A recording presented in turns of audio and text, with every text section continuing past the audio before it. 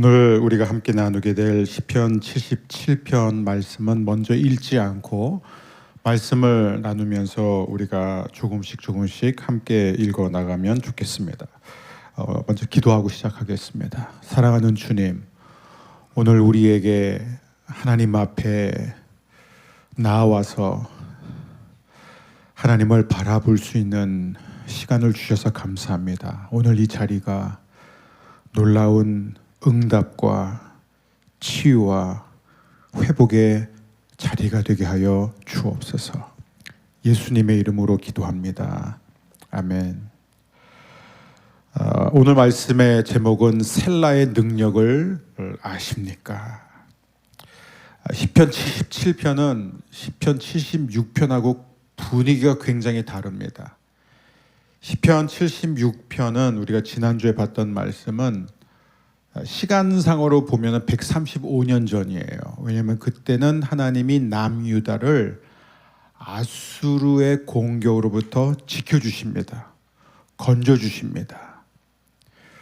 그런데 135년이 지난 이 시편 177편의 상황은 어떠할까요? 하나님이 이번에는 남유다를 바벨론의 침공에서 건져주시지 않으세요. 전혀 보호해 주시지 않습니다. 그래서 남유다 그리고 예루살렘은 불길에 휩싸이게 되었죠. 이 현실에 대한 원망, 이 현실에 대한 고통, 그 호소를 이 시편 기자는 하고 있습니다. 그게 바로 1절에서부터 9절까지의 내용입니다. 하나님 앞에 여러 가지 질문을 던지는 거예요. 하지만 이 10절에서부터 20절까지는 놀라운 믿음의 고백과 또 승리를 노래하고 있습니다. 우리가 이 큰 그림을 보면서 우리 먼저 1절에서부터 4절까지 말씀을 한 목소리로 함께 읽겠습니다. 쉬운 성경이에요. 내가 하나님을 향하여 부르짖었습니다. 내 목소리를 들으시라고 하나님을 향하여 외쳤습니다.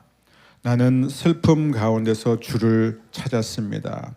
밤새도록 지칠 줄 모르고 손을 내리지 않았지만 나의 영혼은 위로를 받지 못했습니다.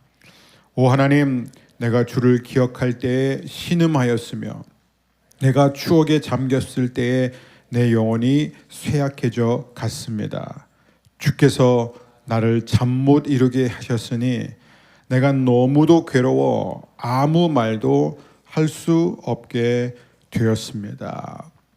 시편 기자는 자신이 고통과 슬픔 속에서 주님을 찾았지만 아무런 위로를 받지 못했다라고 말하고 있습니다. 손을 내리지 않고 지칠 줄 모를 정도로 밤새도록 하나님을 향해 기도했지만 그럼에도 불구하고 아무런 위안과 응답을 받지 못했다. 오히려 하나님을 생각하니까 신음이 더 나왔고 하나님이 행하신 일들을 생각하니까 더 힘이 빠졌다. 이런 얘기를 하고 있는 거예요. 그러니까 바벨론의 침공을 받은 이 현실을 보면서 이 자신의 이 괴로운 심정을 어떻게 할 수가 없었어요. 너무 괴로워서 잠을 잘 수가 없었고 몸도 마음도 다 병든 상태라고 고백하고 있습니다. 우리 5절과 6절 함께 읽습니다. 나는 지나간 날들을 회상해 보았습니다. 옛날 옛적에 지나간 세월들을 기억해 보았습니다. 밤이면 나는 마음속으로 생각했습니다. 생각에 잠기게 되자 나는 스스로에게 물었습니다. 지금 이 시편 기자는 어떤 의미에서 하나님 앞에서 이야기를 하고 있지만 하나님께 이야기하는 게 아니라 계속 자기 자신한테 얘기하고 있습니다. 우리의 기도가 그럴 때가 참 많아요.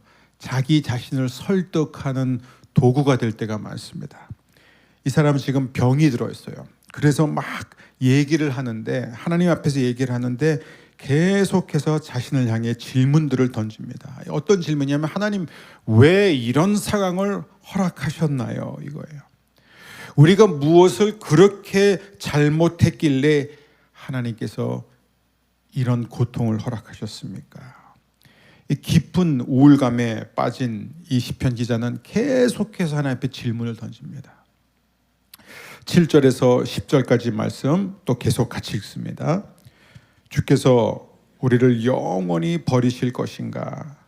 다시는 우리에게 은혜를 베풀지 않으실 것인가? 주의 변함없는 사랑이 영원히 사라졌단 말인가? 주의 약속은 영영 헛되단 말인가?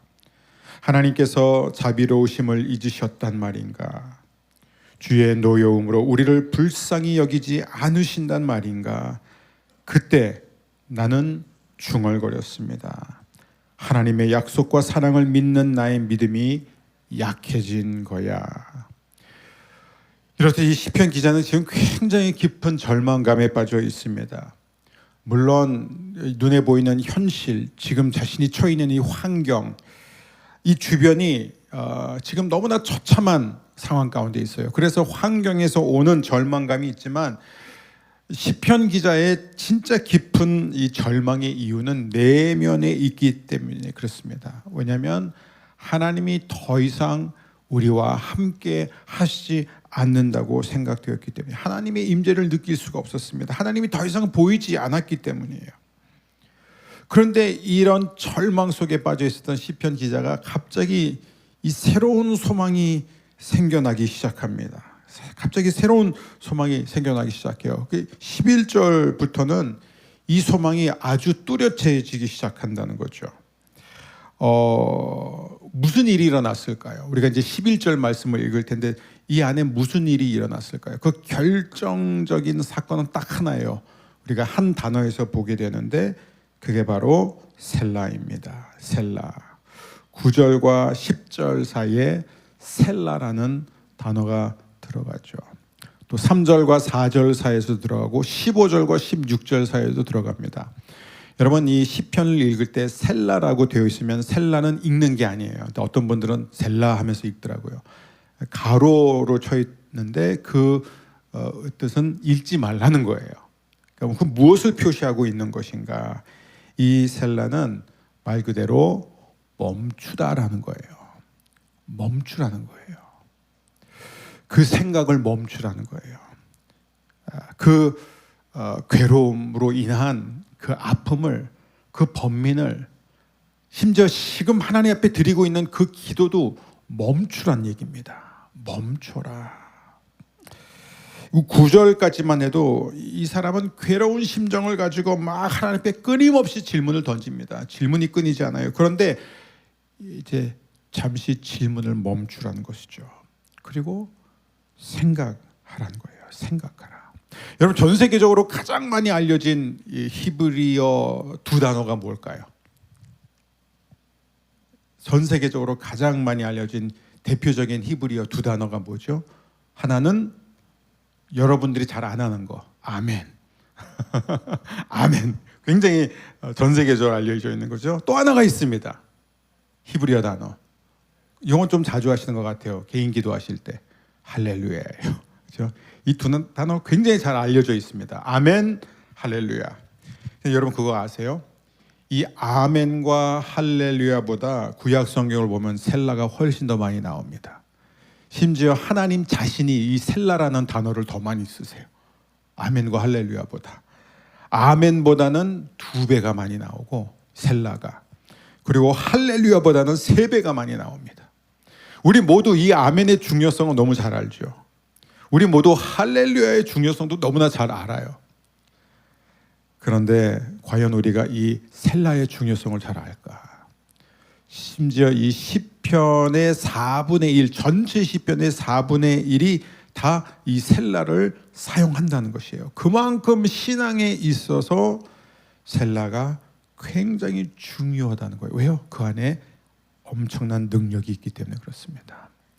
여러분, 우리에게도 이 셀라가 중요합니다. 특별히 이 시편 기자처럼 힘든 시기, 낙심되는 시기를 겪고 있을 그때일수록 무엇인가가 계속해서 우리가 원하는 대로 되지 않고 기대대로 되지 않을 때, 내 꿈이 좌절되고 깨지는 것 같이 느껴질 그때에, 그래서 자꾸 하나님을 향해 왜 언제까지? 라는 이 질문이 계속 나올 때일수록 이 셀라가 우리에게 반드시 필요한 줄 믿습니다. 잠시 멈추라는 거예요. 시편 기자는 너무 괴롭고 너무나 혼란스러운 나머지 우울했다는 거예요. 너무 우울해서 잠을 잘 수가 없었어요. 하나님 앞에 기도를 하지만 아무리 기도를 해도 위안을 얻지 못하고 응답을 받지 못하고 밤새도록 두 손을 들고 있었는데도 하나님이 느껴지지 않았다는 것입니다. 그럴 때 어떻게 해야 되느냐? 멈추라는 것이에요. 시편 기자는 여러 번 멈춰요. 3절 이후에도 멈추고 9절 이후에도 멈추고 15절 이후에도 멈추게 됩니다. 왜요? 잠시 입을 닫고 입을 다물고 하나님 앞에서 다시 한번 생각하는 시간을 갖는 거예요. 여러분, 이 셀라 할 때 어떤 일이 일어나냐? 이 영어에 이런 표현이 있습니다. God is nowhere. 하나님은 어디에도 안 계신다. 근데 이 nowhere, 이 W와 이 H 사이에 잠깐 우리가 쉼표 딱 뭔가 이렇게 거기에 딱 멈추게 되면은, 간격이 생기게 되면, 공간이 생기게 되면 God is now here. 그렇게 된다는 거예요. 우리가 느낄 때는 하나님은 어디에도 안 계셔요. 지금 이게 시편 기자의 심정입니다. 하나님은 안 보입니다. 안 느껴집니다. 우리가 계시지 않습니다. 우리를 버렸습니다. 그래 잠시 하나님 앞에 멈췄더니 자신 안에 있는 수많은 궁금증과 괴로움과 아픔을 내려놓았더니 갑자기 하나님이 지금 여기에 자신과 함께 계심을 느끼기 시작했던 거예요. 그래서 이런 생각과 감정의 소용돌이 속에 우리가 빠져 들어갈 때 우리는 어떻게 헤어나올 수 있는지 바로 이 시편 기자를 통해서 배울 수 있습니다. 우리가 그 11절 말씀이에요. 우리 11절 말씀 함께 읽겠습니다. 그래서 나는 여호와가 행하신 일들을 회상하기로 했습니다. 정말로 나는 옛적의 주의 기적들을 기억할 것입니다. 두 가지예요. 셀라의 시간을 통해서 이 시편 기자는 두 가지를 깨닫게 되고 결단하게 됩니다. 첫 번째는 뭐냐면 하나님께서 행하신 일들을 나는 기억할 것이다 라는 거예요. 기억할 것이다. 여러분, 왜 이 기억하겠다는 결단이 중요한가요? 저는 이것을 오늘날로 말하자면 영적 일기를 쓰는 거랑 똑같은 거라고 생각해요. 여러분, 인간의 특징이 그거예요. 여러분, 시편들을 쭉 보면은 시편들의 대부분의 내용들이 다 하나님이 행하신 일들을 기록하는 것들이에요. 여러분, 왜 다윗이 시편을 이렇게 많이 썼냐면은 영적 일기를 쓴 거예요. 그때마다 그 슬픔, 그 위기, 그 고통 속에서 하나님이 자신을 어떻게 구해 주셨는지를 자세하게 쓰고 나누는 것이 바로 이 영적 일기입니다. 영적 일기를 쓰는 이유는 무엇이냐면은 여러분, 이 기록하는 습관이 왜 중요하냐면 기록하지 않으면 우리는 시간이 지날수록 하나님이 우리에게 행하신 일들은 잊어버리고 힘들고 안 좋은 일들만 기억하기 때문이에요. 그게 인간이 갖고 있는 특징이에요. 내게 10번을 잘해주셨는데 한 번 섭섭하면 그 섭섭한 것만 계속해서 기억에 남는 거예요. 그래서 우리는 하나님께서 내게 베풀어 주신 그런 은혜들, 그런 축복들을 자세하게 기록해가는 것, 기억해내는 것이 얼마나 중요한지 모릅니다. 여러분, 우리가 지금 생각하는 것보다, 우리가 지금 기억해내는 것보다 하나님이 우리에게 베풀어 주신 은혜와 축복과 보호와 응답은 상상을 초월할 정도로 많은 줄 믿습니다. 기억해내면 되는 거예요. 언제요? 하나님 앞에 잠시 멈췄을 때. 그래서 12절을 보게 되면 내가 또한 주의 모든 일들을 깊이 생각하고, 이렇게 깊이 생각하고. 두 번째 이 시편 기자가 깨닫고 결단한 게 뭐냐면 하나님이 행하신 일들을 말하겠다는 거예요. 첫 번째는 뭐라고요? 기억하는 거예요. 하나님이 그동안 내게 베풀어 주신, 남유다에게 베풀어 주신 그 은혜를 기억해내겠다. 깊이 생각해서 기억해내고 그 다음에는 그것들을 말하겠다, 이렇게 되어 있습니다. 12절 우리말 성경으로 보게 되면 후반부 이렇게 되어 있습니다. 우리 함께 읽겠습니다. 주께서 하신 일들을 말하겠습니다. 이 KJV에는 이렇게 되어 있습니다. And talk of thy doings. 하나님이 행하신 일들, 하나님의 일들을 말하겠습니다. 여기서 시편 기자가 말하겠습니다라고 한 이 히브리어는 시아흐라는 단어인데요. 이 시아흐의 사전적인 의미는 이거예요. 대화를 하다, 친절하게 말해주다, 또박또박 설명하다, 혹은 선포하다, 이런 다양한 뜻들이 있어요. 이게 무슨 얘기냐면 시편 기자는 하나님께서 자신에게 베풀어 주신 은혜와 축복과 구원을 기억해낼 뿐만 아니라 더 나아가 그 일들을 다른 사람들과 대화를 하고 다른 사람들에게 알려주고 설명해주고 심지어 선포하겠다고 말하는 것입니다. 그게 바로 시편의 남은 내용이에요. 나머지 13절부터의 이 마지막까지의 내용은 다 이 내용입니다. 우리 13절부터 우리 20절까지 함께 한 목소리로 읽겠습니다. 오 하나님, 주의 길들은 거룩합니다. 그 어느 신이 우리의 하나님처럼 위대한단 말입니까? 주는 기적들을 행하시는 하나님이십니다. 주는 세상 나라들 가운데서 주의 능력을 드러내십니다. 주의 백성 곧 야곱과 요셉의 자손들을 주의 능력의 팔로 구속하셨습니다. 오 하나님, 바다가 주를 보았습니다. 바다가 주를 보고 뒤로 물러갔습니다. 바다 깊은 곳까지 흔들렸습니다. 구름들이 비를 쏟아 부었습니다. 하늘들이 천둥 소리를 내었습니다. 주의 번개 화살들이 사방에서 번쩍이며 날아갔습니다. 주의 천둥 소리가 폭풍 가운데서 들렸습니다. 주의 번개가 세상을 밝혔습니다. 땅이 진동하며 흔들렸습니다. 주는 바다를 가로질러 큰 길을 내셨습니다. 주께서 바다 한가운데로 작은 길들을 내셨습니다. 물론 주의 발자국은 보이지 않았습니다.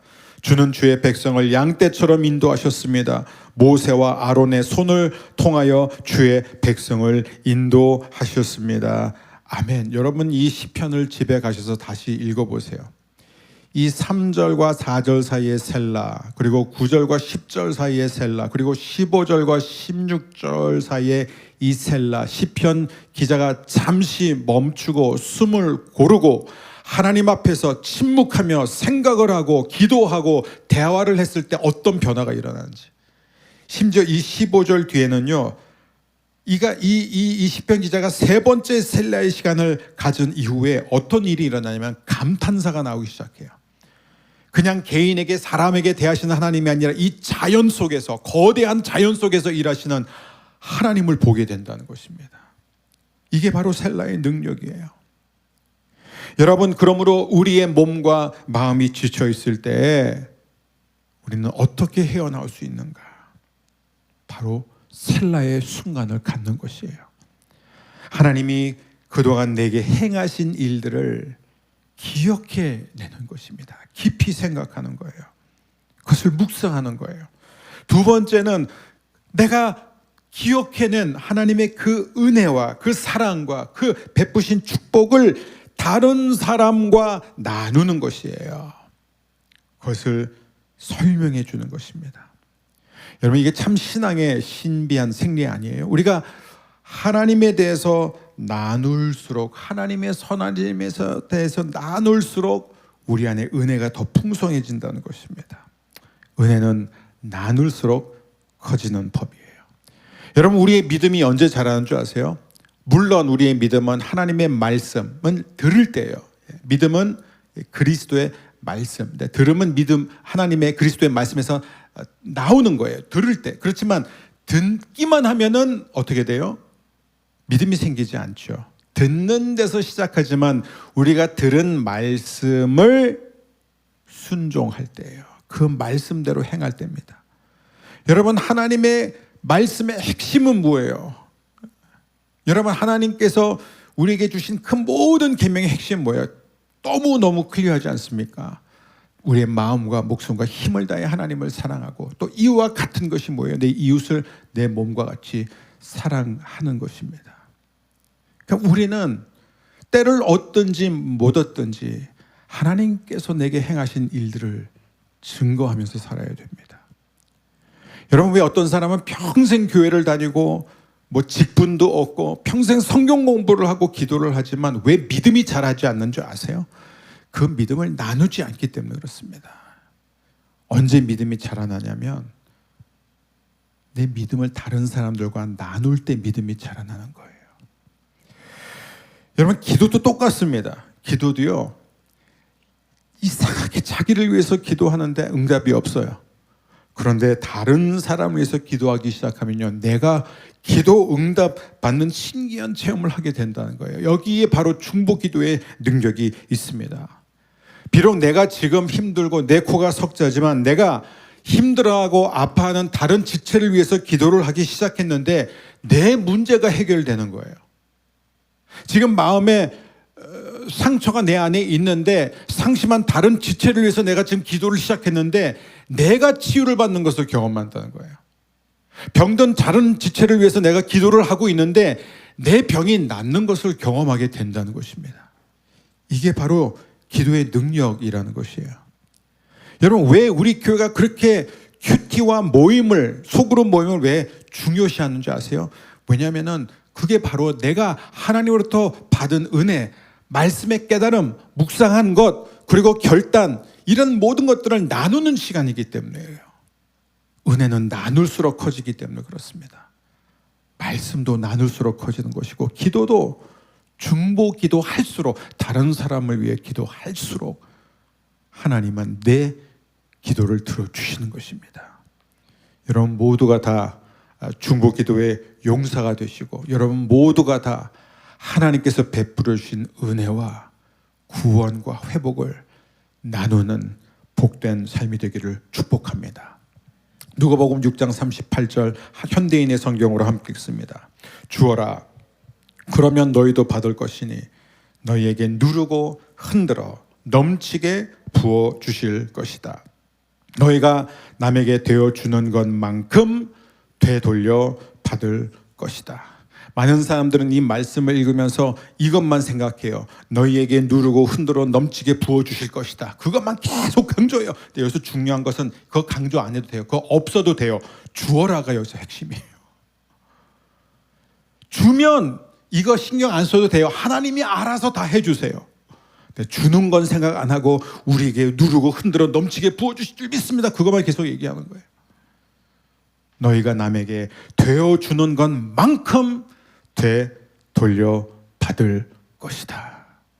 사랑하는 여러분, 우리 모두는 분주한 삶을 살고 있습니다. 잠시 멈추고 숨을 고르며 하나님이 행하신 일들을 기억해내는 오늘 이 아침이 되기를 바랍니다. 우리가 분주하게 이 세상에서 해야 할 수많은 일들을 계속해서 열심히 하면서 살고, 또 교회 나와서 봉사하고 예배드리고 성경 공부하고 순모임을 하지만, 그러나 진정한 의미에서 하나님 앞에서 셀라의 시간들을 갖지 못한다면 우리의 영혼은 피폐해지고 고갈될 수밖에 없다는 거예요. 이 시편 기자도 계속 하나님 앞에 나와 있었습니다. 밤새도록 손을 들고 있었어요. 겉으로 볼 때는 예배를 하고 있었죠. 겉으로 볼 때는 기도를 하고 있었어요. 우리 각자에게는 이 셀라의 시간이 어떤 분에게는 좀 더 짧을 수 있고 어떤 사람에게는 길 수 있습니다. 저의 인생에 있어서 가장 길었던 셀라의 시간은 3년이에요. 3년. 3년 동안 기도도 하고 예배를 드렸지만 하나님의 임재를 전혀 느끼지 못하고 하나님이 전혀 나와 함께 하신다는 것을 느끼지 못했던 시간, 길어질 수 있습니다. 근데 그 셀라의 시간은 저에게 있어서 가장 중요한 시간이었습니다. 여러분, 오늘 이 예배의 자리가 여러분이 얼마든지 중간중간에 셀라의 시간을 가질 수 있는 자리입니다. 찬양을 부르다가도 얼마든지 셀라의 순간을 가질 수 있어요. 누릴 수 있는 거예요. 함께 기도하는 그 시간에도 여러분은 얼마든지 셀라의 순간을 누릴 수 있습니다. 찬양을 부르다가도 그 찬양의 가사를 통해 하나님이 나에게 말씀하실 때 나는 그냥 찬양을 멈추고 그 가사를 깊이 묵상하고 하나님이 내게 주시는 그 메시지를 되새김질하면서 하나님 앞에 반응하고 하나님과 이야기하고 하나님과 대화하고 하나님 앞에 결단하고 더 나아가 하나님의 위대하심을 찬양하고 높일 수 있습니다. 저는 그래서 우리가 찬양할 때, 기도할 때 모두가 다 기도하고 모두가 찬양하는 것이 아니라 여러분 성령께서 우리 각 사람을 만져주시는 대로 어떤 분들은 찬양하다가도 기도하고 또 찬양하다가 멈춰서 깊이 생각하고 또 하나님 앞에 이야기하고 반응하고 그런 셀라의 축복, 셀라의 능력이 오늘뿐만 아니라 매일매일 여러분의 삶을 풍요롭게 해주실 줄 믿습니다.